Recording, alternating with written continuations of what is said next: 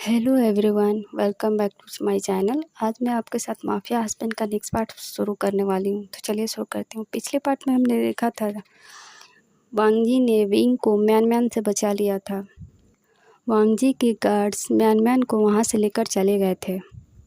वांगजी अब पहले से ज़्यादा डेंजरस दिख रहा था। वांगजी की ये रूप देखकर विंग कांपने लगा। विंग अपने कदम को पीछे लेने लगा। अब आगे विंग अपने कदम को पीछे लेने लगा क्योंकि वांगजी से दूर नहीं रहना चाहता था। विंग वहाँ से भागने लगा। वांगजी विंग को भागता देखकर गुस्से में आ गया। वाइफी, अगर तुम मुझे छोड़कर जाने के बारे में सोचा तो ये तुम्हारे लिए अच्छा नहीं होगा। विंग वांगजी के बात पर कोई ध्यान नहीं दिया। वो बस वहाँ से भागना चाहता था। वो बस अपनी स्टमक को पकड़कर भाग रहा था। विंग अपने मन में बस यही सोच रहा था। उसे वांगजी से 2 महीने दूर रहना पड़ा। अगर वांगजी जिंदा था तो मुझे ढूंढने की कोशिश क्यों नहीं किया। उसे मुझे ढूंढने में 2 महीना क्यों लग गए। विंग अपने दिल में हो रहा दर्द नहीं समझ पा रहा था। वो ज़ोर ज़ोर से रोने लगा। रोने की वजह से उसकी आंखें लाल हो गई। विंग भागते भागते एक पत्थर से टकरा गया और वो फर्श पर गिर गया। उसकी माउथ से एक चीख निकली क्योंकि उसके स्टमक पर थोड़ी सी दर्द हुई। तभी विंग अपने आँखों को ऊपर उठाकर देखा। उसके सामने वांगजी था। वांगजी को देखते ही विंग का रूह काँप गया।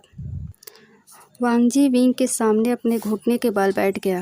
वांगजी ने विंग के जबड़े को कस के पकड़ते हुए कोल्ड आवाज़ में बोला, अब मैं तुम्हारी वो हालत करूँगा कि तुम जिंदगी भर याद रखोगे। इतना बोलकर वांगजी विंग को बहुत ही रूडली किस करने लगा। वांगजी बिल्कुल हैवान बन चुका था। विंग वांगजी को खुद से अलग नहीं कर पा रहा था। आखिर दोनों ही 2 महीना एक दूसरे से दूर रहे। वांगजी पागलों की तरह विंग को दोनों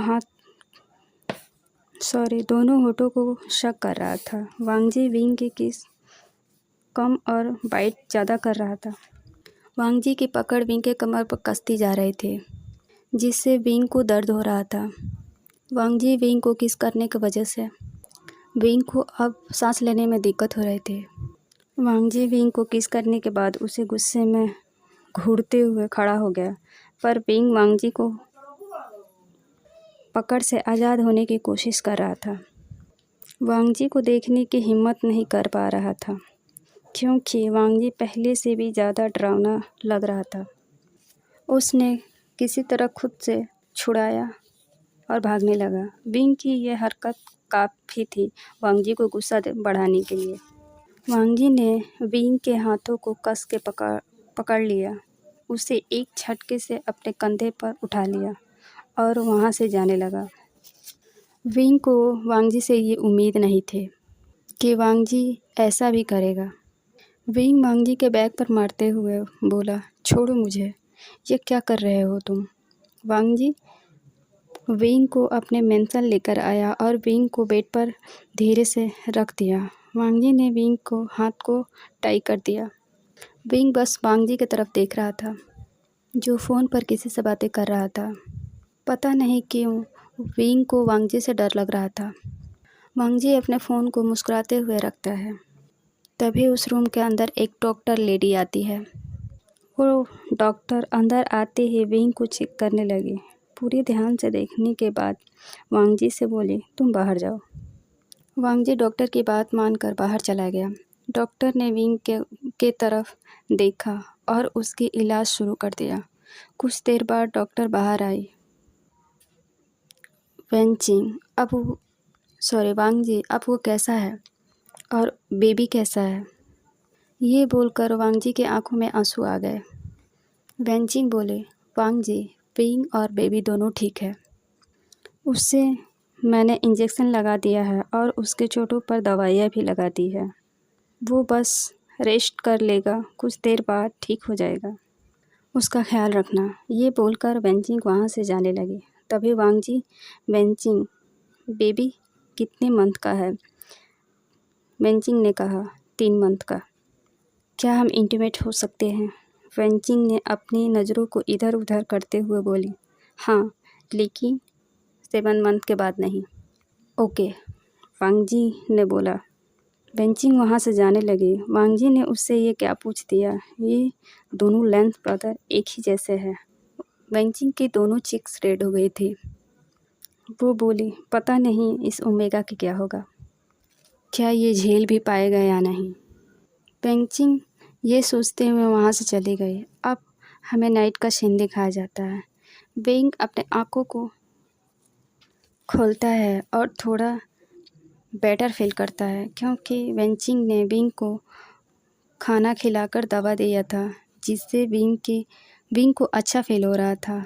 तभी वो अपना आंखें इधर उधर करके देखता है। तभी वो देखता है कि वांगजी काउच पर बैठा है, बस विंग को देखे जा रहा है। तभी वांगजी अपनी जगह से उठकर विंग की तरफ आगे बढ़ने लगा। वांगजी को अपनी ओर बढ़ता देखकर विंग का दिल ज़ोर ज़ोर से धड़क रहा था। Wifey, remove your cloth now. Wangji की डोमिनेटेड आवाज़ सुनकर विंग का दिल और भी ज़ोर ज़ोर से धड़कने लगा। वांगजी विंग के बहुत करीब था। दोनों की नोज़ आपस में टच हो रहा था। विंग बहुत ही नर्वस था। वांगजी खुद को कंट्रोल नहीं कर पा रहा था। वांगजी ने विंग के ऊपर आ गया। माय वाइफी, मैं तुम्हें बहुत प्यार करता हूँ। वांगजी की मौत से अपने लिए प्यार सुनकर विंग रोने लगा।